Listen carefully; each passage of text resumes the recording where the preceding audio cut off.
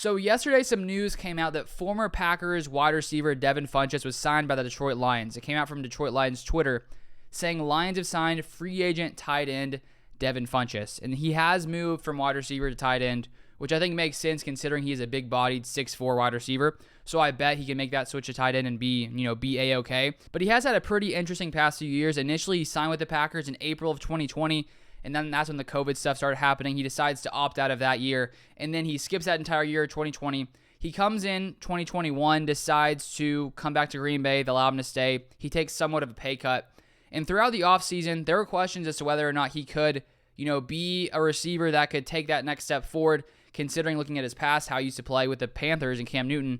We were hopeful that maybe Devin Funchess could be a guy, could be a receiver that Aaron Rodgers could sort of build some trust with and eventually become a solid option on this roster. He came in his first preseason game with the Packers last year and played pretty well with Jordan Love, caught 6 passes for 70 yards. And I remember at that point after that game, all of us were talking and we were like, okay, it looks like maybe Devin Funchess can sort of revive his career, even though he hadn't played for a couple of seasons.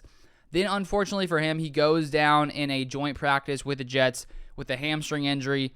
Apparently, it was a very serious hamstring injury. The Packers placed him on the injured reserve, and then 2 days later, they released Devin Funchess with an injury settlement. So he never got to play in Green Bay. The injury was serious enough that it sort of held him out, and the Packers decided to move on from him. So I hope for him, for his sake, he's able to resurge his career, and the Lions seem like they're at least willing to take a shot on him.